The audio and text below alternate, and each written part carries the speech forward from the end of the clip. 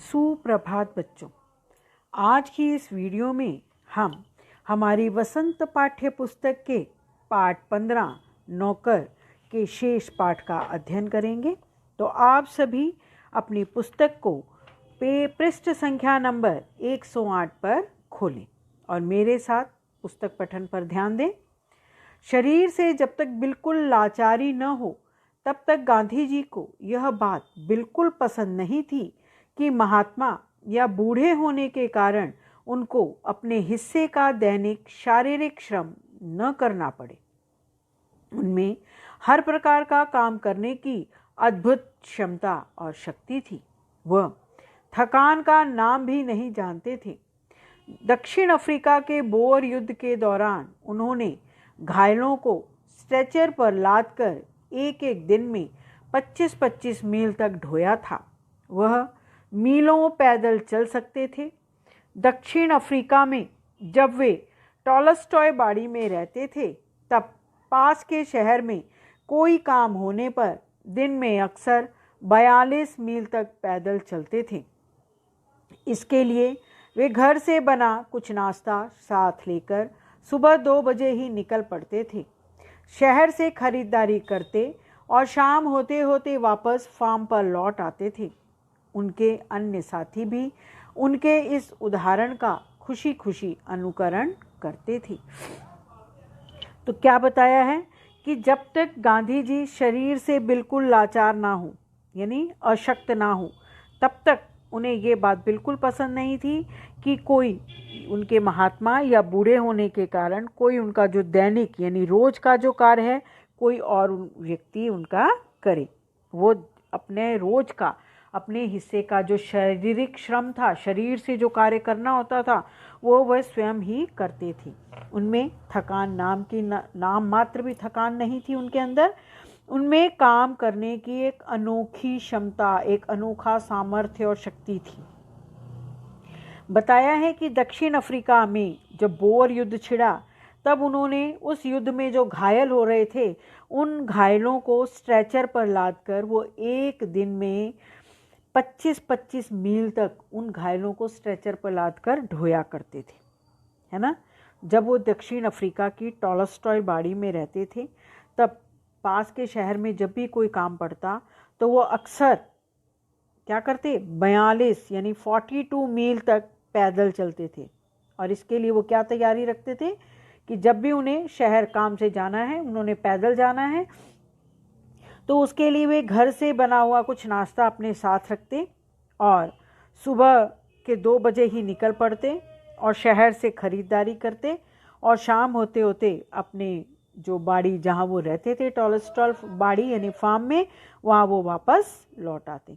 और उनको देखकर उनके साथी भी उनकी इस बात का अनुकरण करते। अनुकरण करना, नकल करना, उनके जैसा ही व्यवहार करना। एक बार किसी तालाब की भराई का काम चल रहा था जिसमें गांधी जी के साथी लगे हुए थे। एक सुबह काम खत्म करके वे लोग फावड़े, कुदाल और टोकरियां लिए जब वापस लौटे तो देखते हैं गांधी ने उनके लिए तस्तरियों में नाश्ते के लिए फल आदि तैयार कर रखे हैं। एक साथी ने पूछा, आपने हम लोगों के लिए ये सब कष्ट क्यों किया? क्या यह उचित है कि हम आपसे सेवा करवाएं? गांधी जी ने मुस्कुराकर उत्तर दिया, क्यों नहीं। मैं जानता था कि तुम लोग थके मांदे लौटोगे।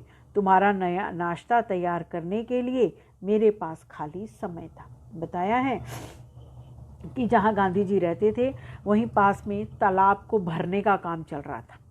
तो सभी साथी उसमें लगे हुए थे। एक सुबह सभी साथी वहाँ से काम खत्म करके जब वापस लौटे तो उन्होंने उनके पास उनके जो सामान होता है ना, मिट्टी को खोदने का और डालने का, फावड़ा, कुदाल, टोकरियाँ लेकर जब वो वापस लौटे तो उन्होंने क्या देखा, गांधी जी ने उनके लिए नाश्ता तैयार कर रखा है। उन्होंने तश्तरियाँ, प्लेटों में फल और खाने पीने का सामान तैयार करके रखा था।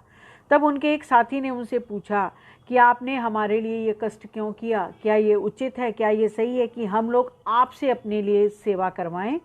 तो गांधी जी ने मुस्कुराकर क्या जवाब दिया कि क्यों नहीं, मुझे पता था तुम सब थके मांदे यानी तुम सब थक कर लौटोगे और मेरे पास ये सब करने के लिए खाली समय पड़ा था। दक्षिण अफ्रीका में रहने वाले भारतीयों के जाने माने नेता के रूप में गांधी भारतीय प्रवासियों की मांगों को ब्रिटिश सरकार के सामने रखने के लिए एक बार लंदन गए और वहां उन्हें भारतीय छात्रों ने एक शाकाहारी भोज में निमंत्रित किया। छात्रों ने इस अवसर के लिए स्वयं ही शाकाहारी भोजन तैयार करने का निश्चय किया था। तीसरे पहर 2 बजे एक दुबला पतला और छरहरा आदमी आकर उनमें शामिल हो गया और तस्तरियां धोने, सब्जी साफ करने और अन्य छुटपुट काम करने में उनकी मदद करने लगा। बाद में छात्रों का नेता वहां आया तो क्या देखता है कि वह दुबला पतला आदमी और कोई नहीं, उस शाम के भोज में निमंत्रित उनके सम्मानित अतिथि गांधी थी। गांधी दूसरों से काम लेने में बहुत सख्त थे, लेकिन अपने लिए दूसरों से काम कराना उन्हें नापसंद था। एक बार एक राजनीतिक सम्मेलन में से गांधी जब अपने डेरे पर लौटे तो अब क्या बताया है कि दक्षिण अफ्रीका के रहने वाले जो भारतीय लोग थे, उनके जाने माने नेता के रूप में गांधी जी एक बार लंदन गए। वो जो वहाँ लंदन में जो भारतीय प्रवासी रहते थे, उनकी मांगें ब्रिटिश सरकार के सामने रखने के लिए, तो उन छात्रों ने उनके सम्मान में एक भोज का आयोजन किया और शाकाहारी भोज का आयोजन किया और उसमें उन्हें सम्माननीय अतिथि के रूप में बुलाया गया। तो क्या हुआ कि सभी छात्रों ने खुद ही सारा भोजन बनाने का निर्णय किया।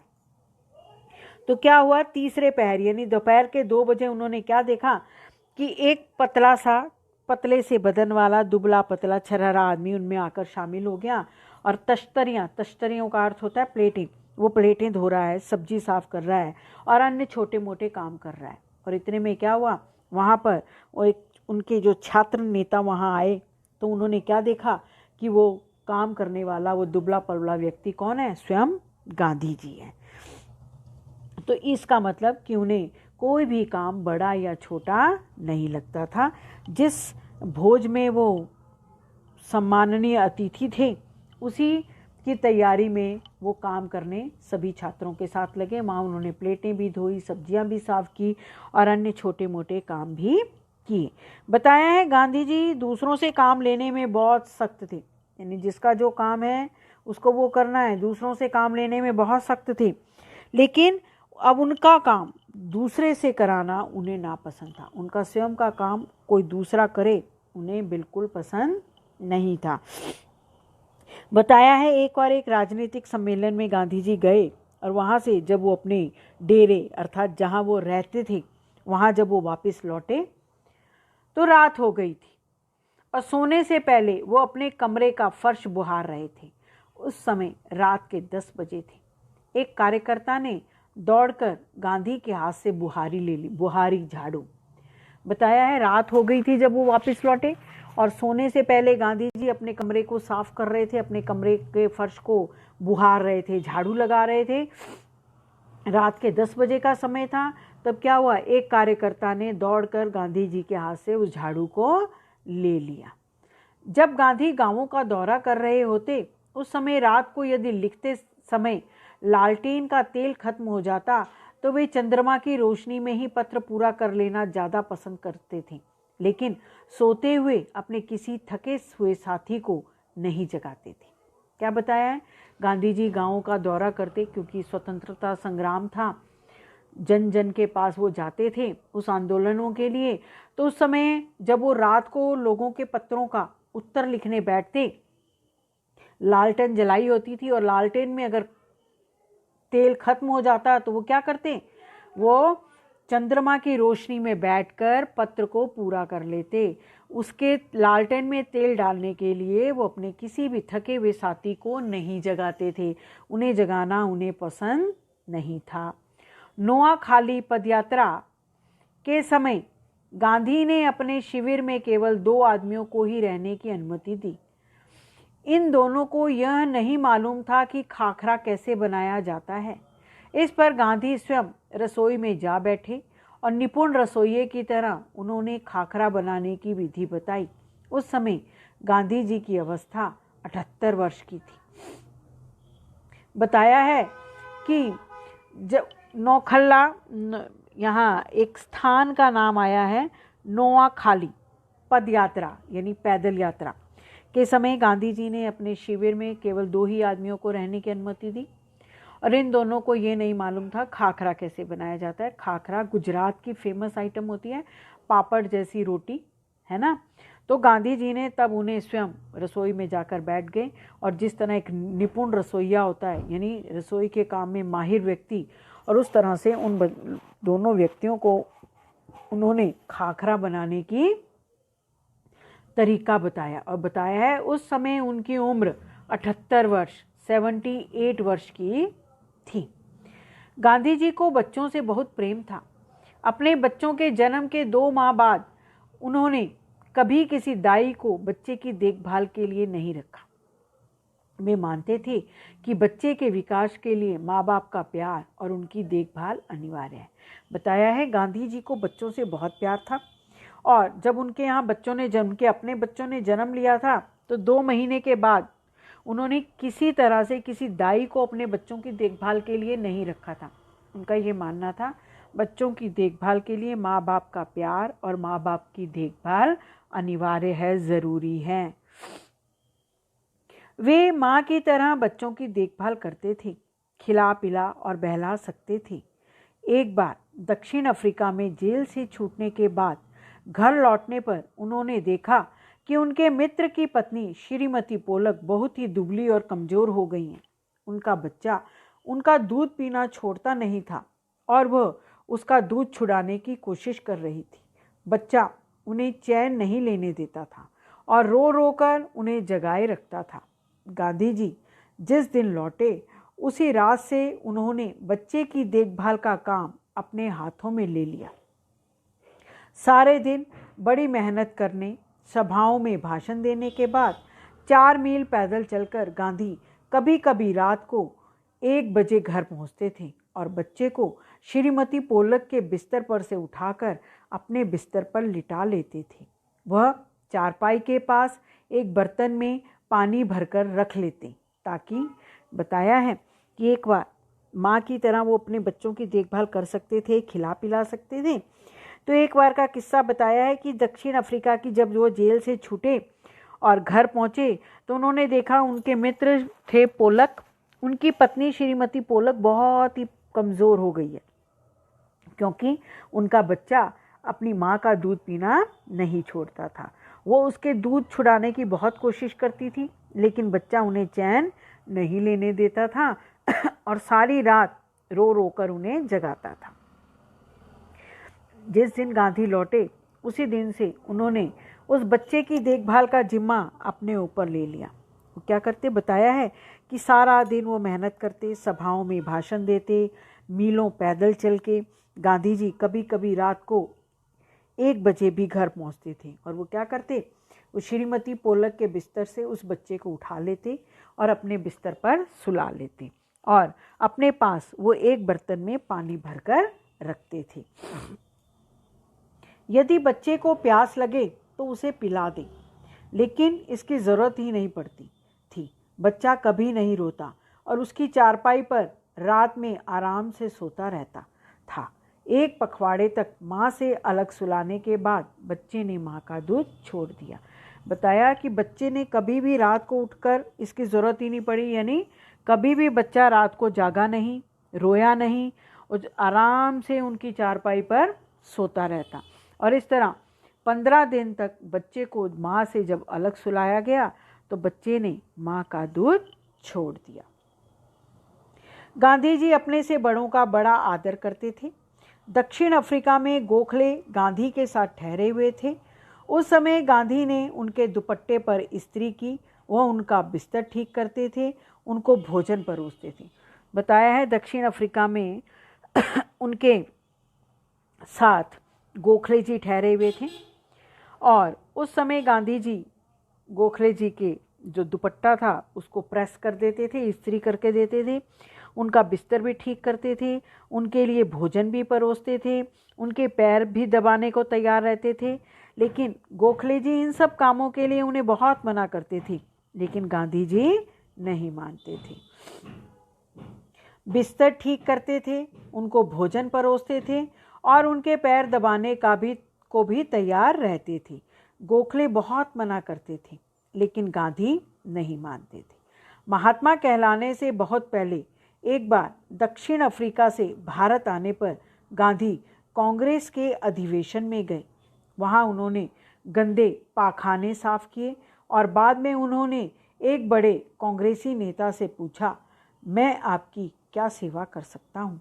नेता ने कहा, मेरे पास बहुत से पत्र इकट्ठे हो गए हैं जिनका जवाब देना है। मेरे पास कोई कारकुन नहीं है जिसे ये काम दूं। क्या तुम ये काम करने को तैयार हो? गांधी ने कहा, जरूर, मैं ऐसा करूँगा।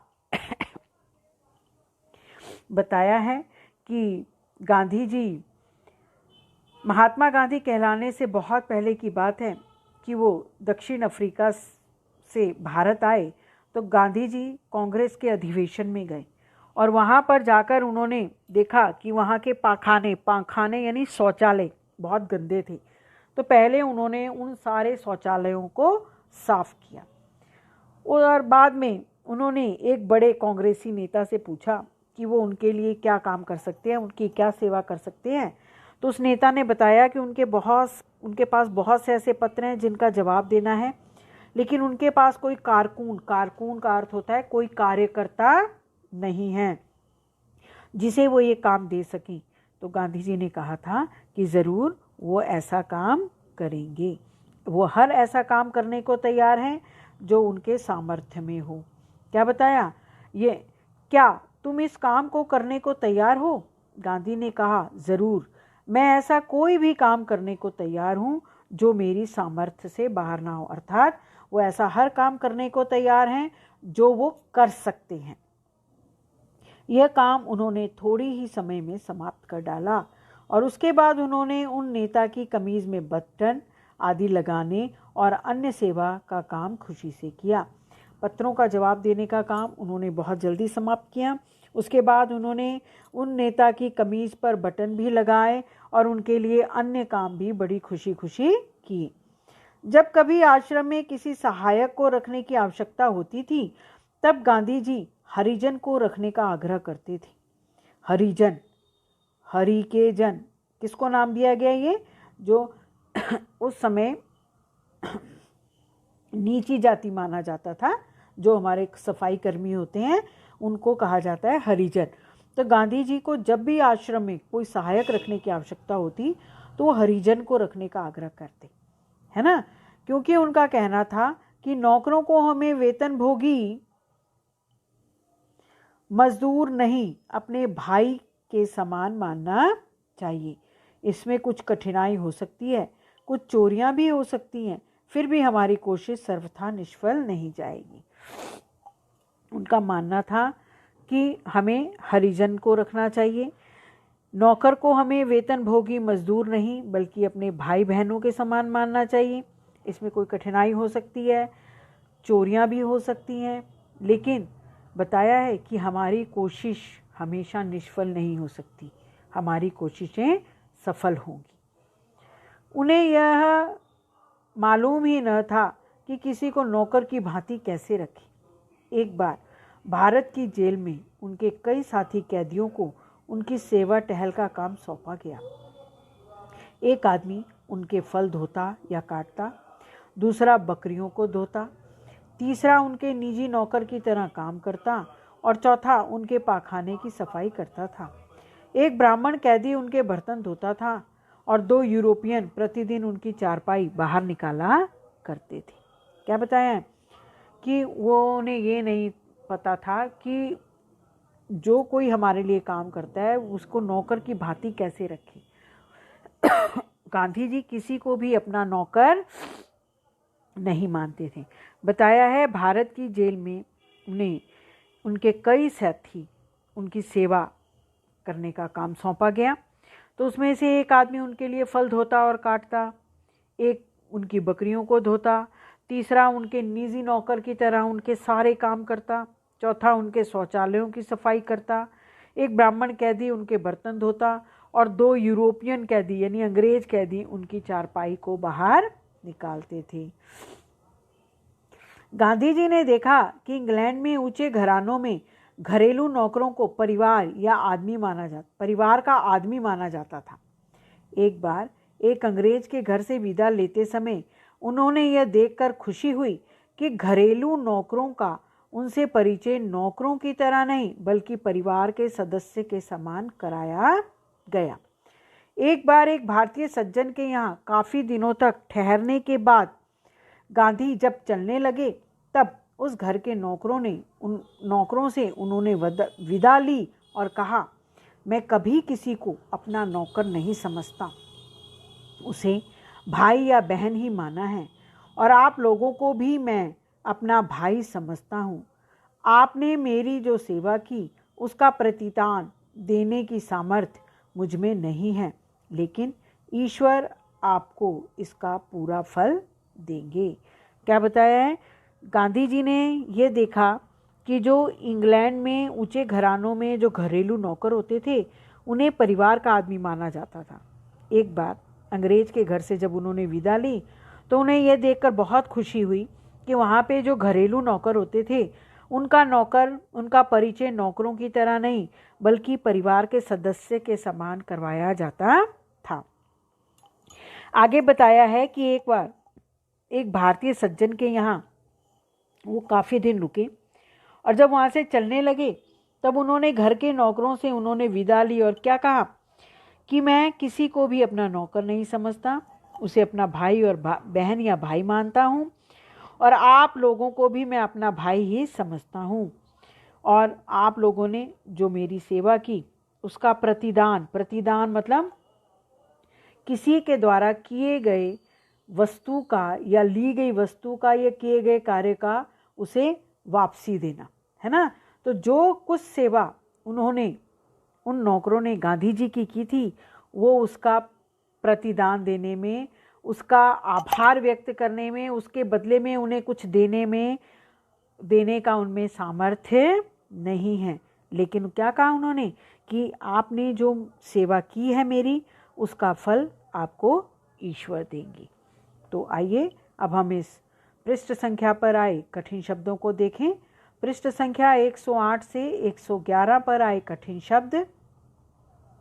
नंबर 1 शारीरिक, नंबर 2 क्षमता, नंबर 3 निमंत्रित, 4 अतिथि, 5 अनिवार्य, 6 पखवाड़े, 7 सर्वथा, 8 प्रतिदान, 9 सामर्थ्य, 10 निष्फल।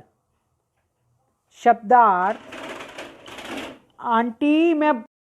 शब्दार्थ लाचारी, मजबूरी, क्षमता शक्ति, अनुकरण नकल, निपुण चतुर, अधिवेशन सभा, आग्रह अनुरोध, सर्वथा पूरी तरह, निष्फल व्यर्थ, पखवाड़ा 15 दिन, प्रतिदान ली गई वस्तु के बदले दूसरी वस्तु देना। तो यहाँ हमारा ये पाठ समाप्त होता है। आशा करती हूँ आपको समझ आ गया होगा। धन्यवाद।